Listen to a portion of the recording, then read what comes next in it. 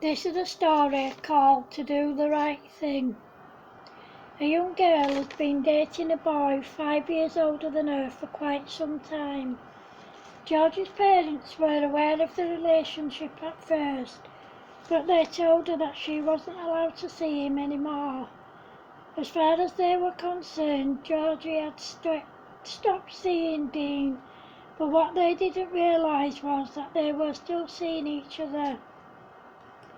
One day, Georgie's parents caught them together. They knew Georgie wasn't going to stop seeing Dean, so they decided to send her to boarding school at the other side of the country. Georgie and Dean were devastated. However, they were adamant they were going to continue seeing each other. Somehow, they just didn't know how.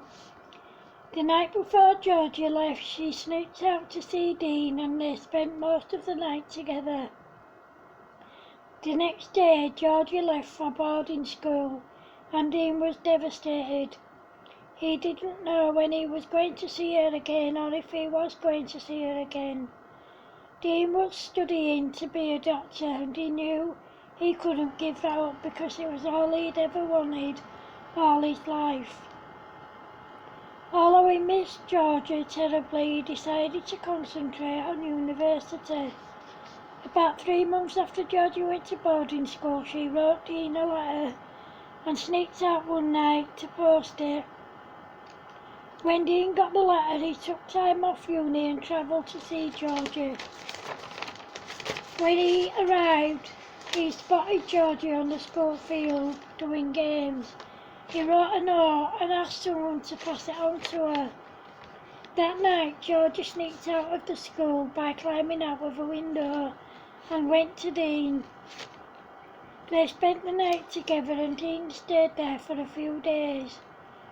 When he went home, Georgie missed him so much that she ran away from school and travelled to Shipley to be with him.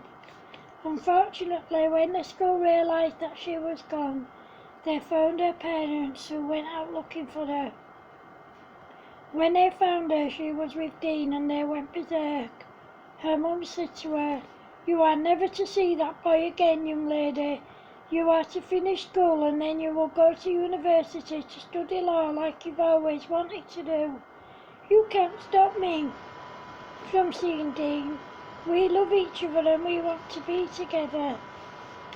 "You don't know what love is, my girl. I agree with your mother. You are forbidden from ever seeing this boy again. Now get in the car, young lady. We're taking you back to school." Of course, they still continued to see each other secretly, until one night a member of staff caught Georgie trying to sneak out through a window. "Georgie Harris, where do you think you're going, young lady? Get back in here right now, young lady. I will be informing your parents and the headmistress of this. For now, you will go back to bed and stay there until morning." As soon as the teacher left, Georgie climbed out the window and went to see Dean. By this time, he transferred from the university he was in to one near Georgie's school. He was now living in his own council flat instead of university accommodation, and Georgie went to him every night and returned to school the following morning. This went on for a few weeks until one morning a teacher caught Georgie sneaking back in. After that, she was moved to another room right next to the teacher's living quarters. It was really high up and the teachers told her that there was no way she would be able to sneak out of the window in this room. However, this still didn't stop Georgie from meeting Dean because there was a tree right outside her window and she climbed down it and went to Dean. This time she had had enough of the school and her parents trying to stop her and Dean from being together, so she packed her bags and left. No one knew where Dean lived or that he changed university, so she moved in with him. After they'd been seeing each other for about a year, Georgie discovered that she was pregnant. Both her and Dean were really happy with the news. Georgie phoned her parents to let them know they were going to be grandparents. As you can imagine, they weren't happy by the news, but they didn't tell Georgie this.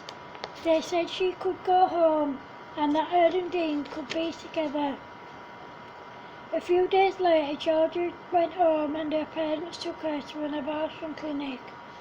When she went in the room to have the procedure, she put a ring on her finger and told the staff that she didn't want the procedure and that her and Dean were already married, which of course wasn't true. She wanted this baby so much, and so did Dean.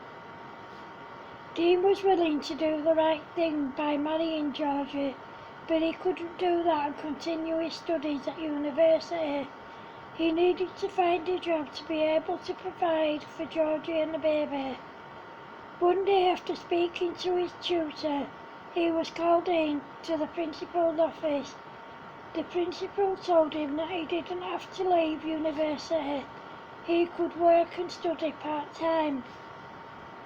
He was coming into his 4th year of studying to be a doctor, and the staff said it would be a shame for him to leave now. He continued studying and he got a part-time job. He married Georgie, and a few months later their baby girl Elizabeth was born. 18 months later, Georgie gave birth to quintuplets, all girls, Erin, Nicolette, June, Samantha and Helen. 2 years later she had a son who they named Levi. When Levi was about 20 months old, Georgie gave birth to non-identical twin boys, Marcus and Carl. Just over a year later, Georgie discovered she was pregnant again, and a few months later she gave birth to Gregory. 2 years after Gregory was born, Georgie had another son who they named Harry. When Harry was 19 months old, Georgie had another son called Martin. This brought the total of kids to 12. The couple have now been married for 15 years and are very happy together. Eventually, Georgie made peace with her parents, and now their relationship is very strong. Georgie's parents actually accepted Dean as part of their family. Believe it or not, they actually love him like a son. They adore their grandkids and spoil them rotten. Anything they want, they get. The end. Thank you.